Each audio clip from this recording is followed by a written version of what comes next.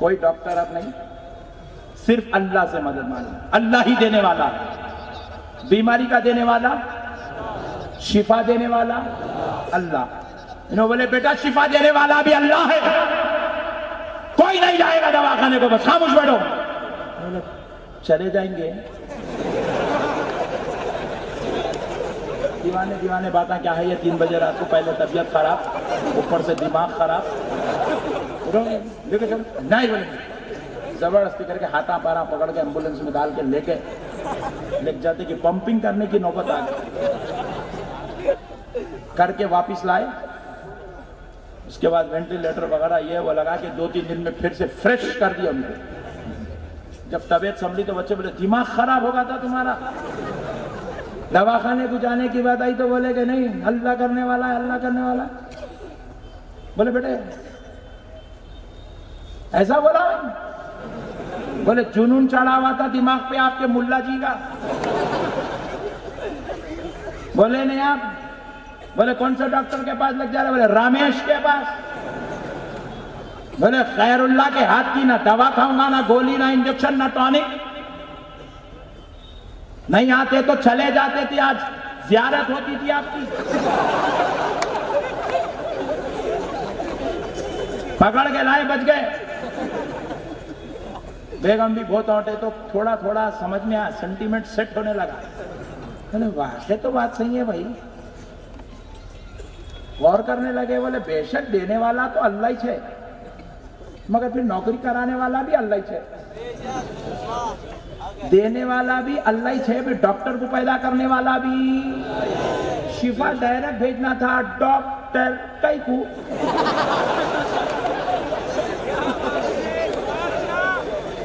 शिफा direct भेजना था, medical में गोली कई को। अल्लाह रिज़्क़ देने वाला, डायरेक्ट पेट बनाया सो नहीं, डायरेक्ट पेट भरना था, नौकरी कई को। वाइट टू बी नोटेड, ये नौकरी कराने वाला, सबको खादिम, एक को मालिक बनाने वाला। सेठ देखे तो एसी में बैठे हुआ है, नौकर जो है थैले उठा उठा के थक जा रहा। कारखाने खुदरत मौला खुद चला रहा। मेरे प्यारे भाई, रिज़्क़ का देने वाला अल्लाह, शिफा का देने वाला अल्लाह, सेहत का देने वाला, तो फिर बीमारी देना ही नहीं था। सेट होने लगा माइंड। घर को गए तो पूरा सेट होगा, फ्रेश होकर सीधा मस्जिद को गए मौलाना का।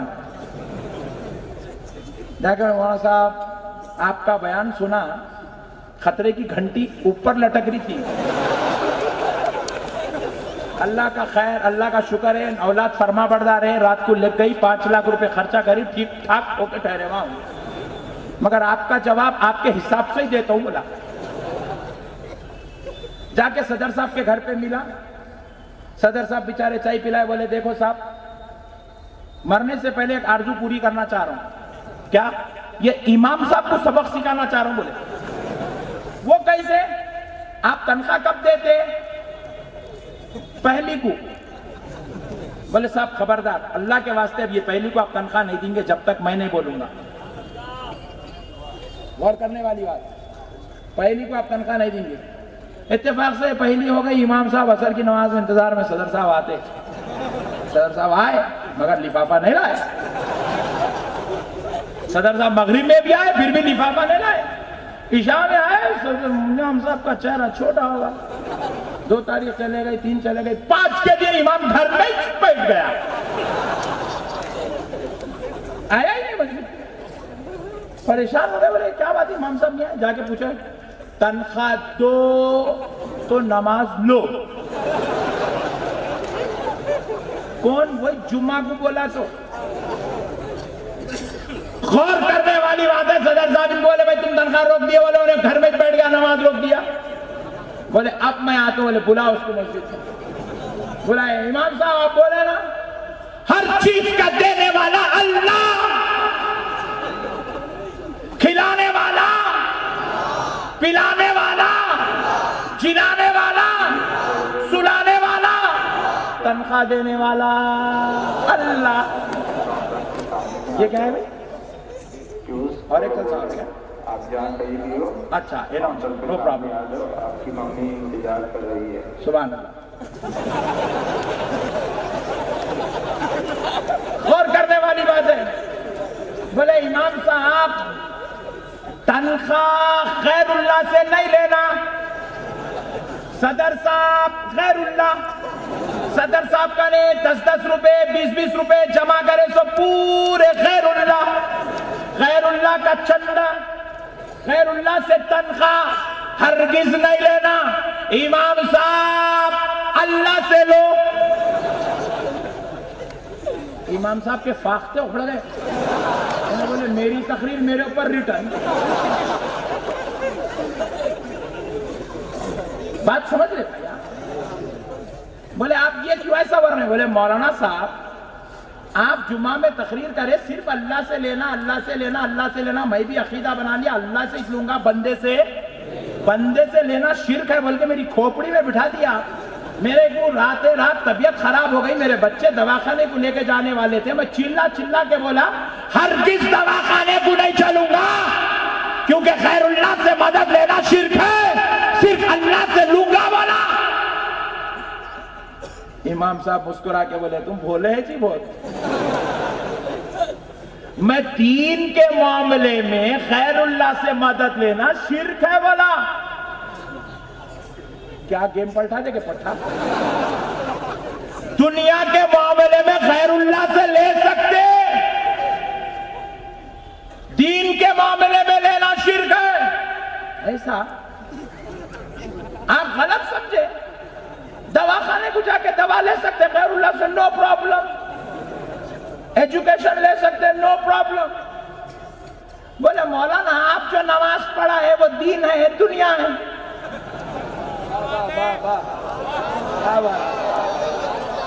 आप जो नमाज पढ़ा है दीन है दुनिया? बोले दीन। बोले मैं तो दवा ले लिया मगर तुम तो तनख्वाह नहीं लेंगे।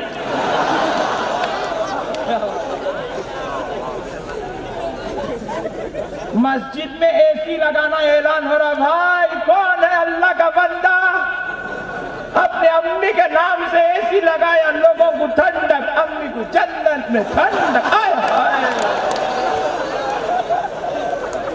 क्या एंटीक पीस है पट्टे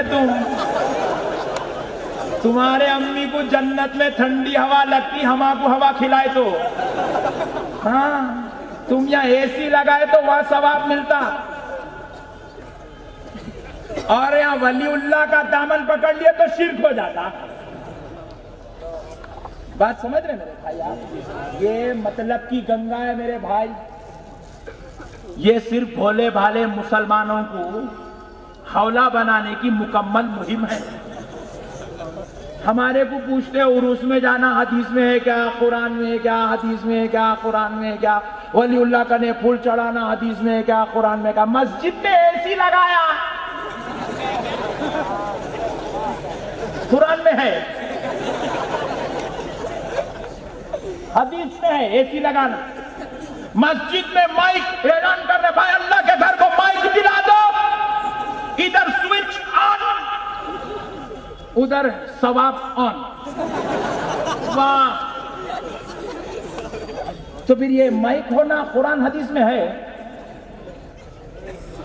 मैं खीरपुरी की बात नहीं कर रहा हूं आज आपको,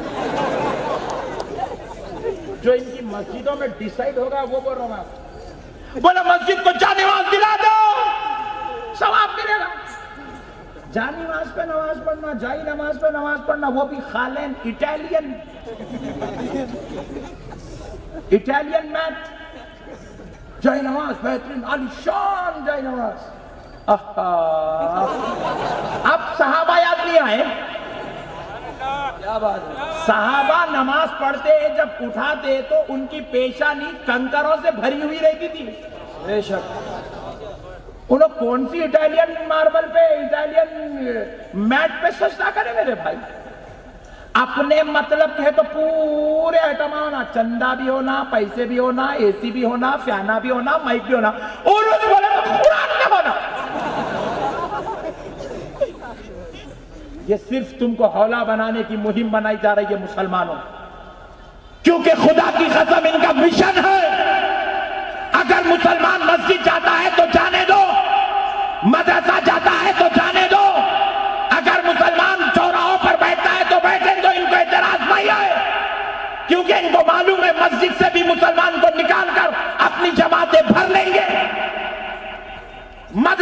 भी निकाल सकते हैं, चौरस्तों से गिरफ्तार कर सकते हैं, होटलों से निकाल सकते हैं, मगर अगर कोई मुसलमान दरगाह वाला हो गया,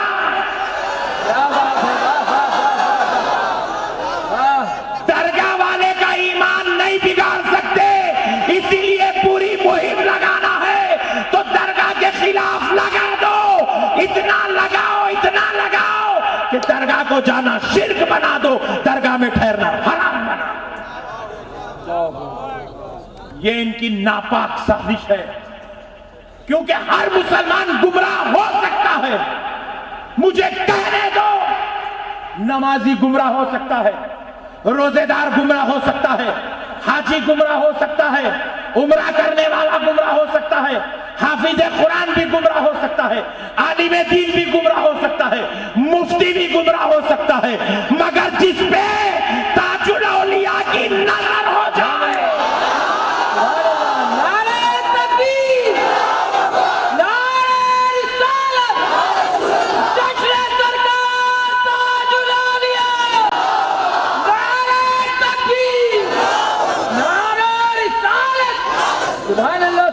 जिस पे ताजुल औलिया की नजर हो जाए, जिस पे बंदा नवाज की नजर हो जाए, जिस पे गरीब नवाज की नजर हो जाए, जिसके हाथों को दामने गौसे आजम, जिसके दिल को इश्क़ अहले बैत और जिसको ज़हनो क़ल्ब को इश्क़ मुस्तफ़ा नसीब हो जाए, वो कभी गुमराह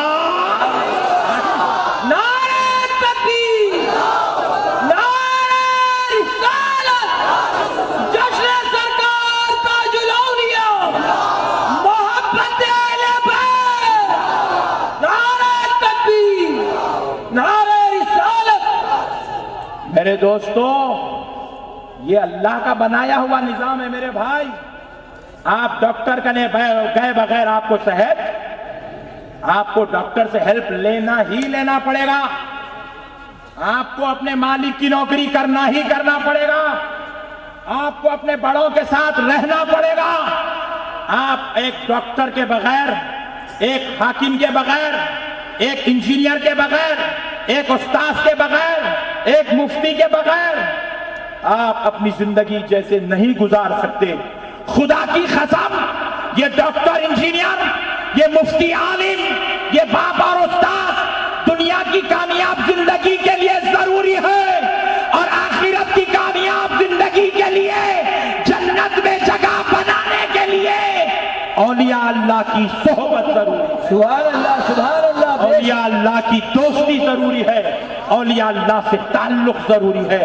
इसीलिए रब ने फरमाया वकूनू माअ सादिकीन, सच्चों के साथ हो जाओ।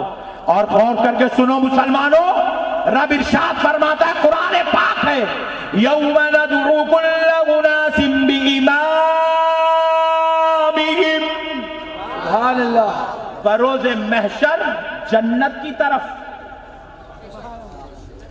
तुमको तुम्हारे इमामों के साथ बुलाया जाएगा। किसके साथ? इमामों के साथ। जरा जोर से बोलो, इमामों के साथ। और जरा जोर से बोलो। ये मौलवी का कलाम नहीं, खुदा का कलाम है। रब इरशाद फरमा रहा है, बरोज़े महशर तुमको तुम्हारे इमामों के साथ बुलाया जाएगा। किधर? जन्नत की तरफ। मेरे भाई, ये इमाम बोले तो मस्जिद का इमाम, जिसकी 1 महीना तनख्वाह नहीं दिए तो गायब हो जाता। इमामों के साथ जन्नत में बोले तो इमाम साहब 6 महीने यहाँ है, 6 महीने के बाद वहां है। जन्नत खतरे में पड़ जाएंगी। यह इमाम से मुराद मस्जिद का इमाम नहीं, यहां इमाम से मुराद मुफस्सिरीन इकराम फरमाते हैं, बरोज़े महशर खादरियों को कहा जाएगा, खादरियों सुभान अल्लाह, सुभान अल्लाह। तुम्हें शेख अब्दुल कादिर जीलानी, सुभान अल्लाह। गौसे समदानी, महबूबे सुबहानी, खुतूबे रब्बानी, पीरे लासानी, सरकार गौसे आजम के साथ जन्नत में जाना। सुभान अल्लाह, सुभान अल्लाह। चिश्तियों को बुलाया जाएगा, चिश्तियों आओ, चिश्तियों आओ। ख्वाजा मुईनुद्दीन चिश्ती हसन संजरी, अताए रसूल हिंदल वली, ख्वाजा मुईनुद्दीन गरीब नवाज के साथ तुम्हें जन्नत में भेजा जाए। सुभान अल्लाह, नक्शबंदियों को सरकार बहाउद्दीन नक्शबंदी के साथ, सोहरवर्दियों को सरकार शहाबुद्दीन सोहरवर्दी के साथ। और ए नागपुर महाराष्ट्र वालों, अपनी किस्मत पे नाज करो, ये दुनिया में भी तुम्हारा इमाम है, महशर में भी ताजुल औलिया तुम्हारे।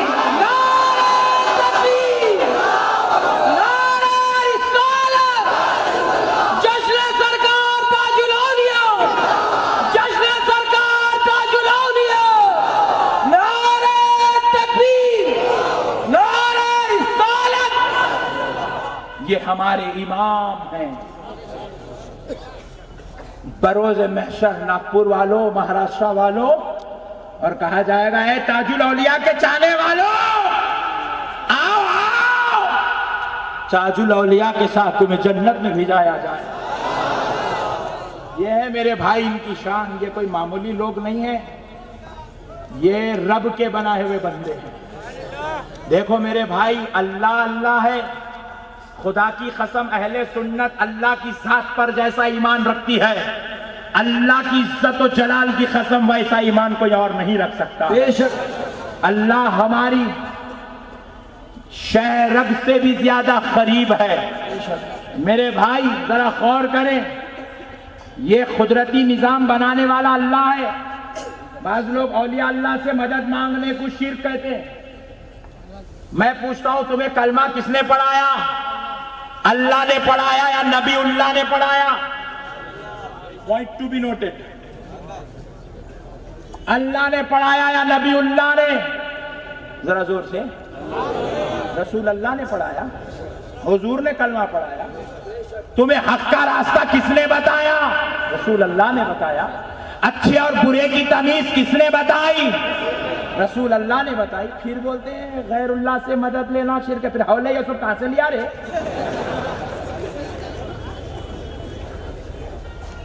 अक्ल में अब तक मेरे बात ही नहीं गुजरी भाई। सुब ले रहा गैरुल्लाह से।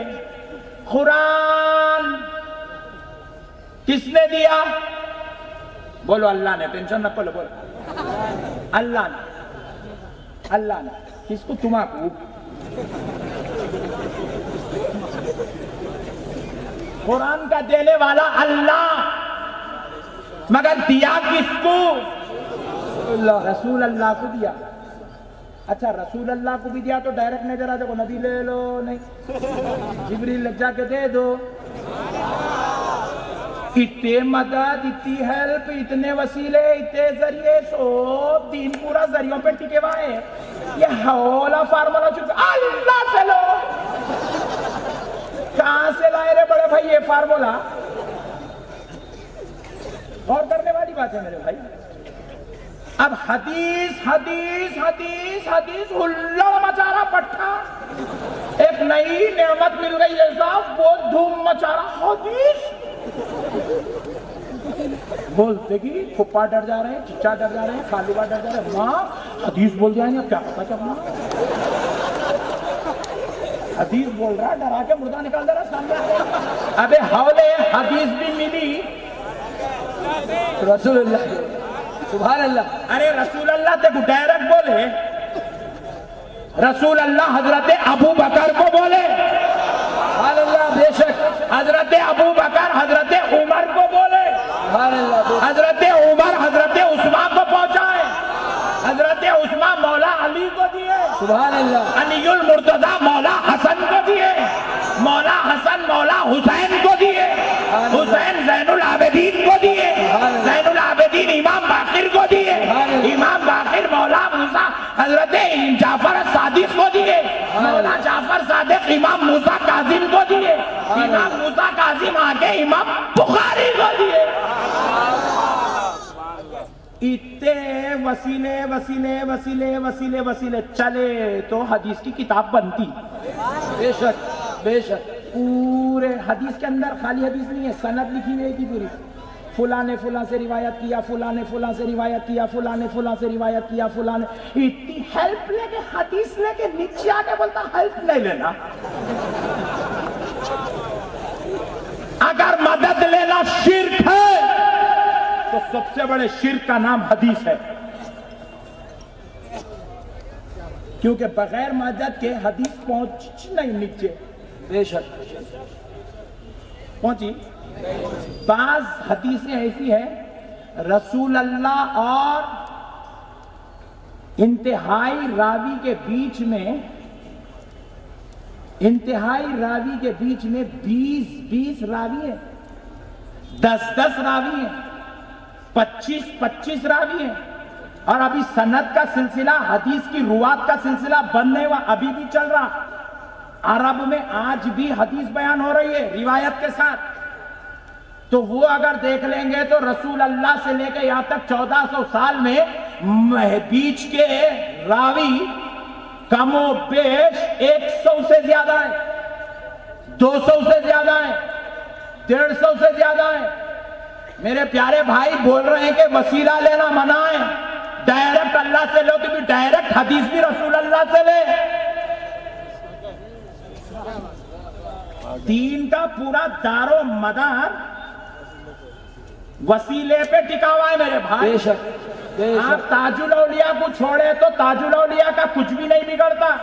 बेशक छोड़ने वाले की आखिरत बिगड़ जाती। बेशक हक है। ताजुल औलिया को हमारी जरूरत नहीं है। बेशक हम अरे अगर इनकी मर्जी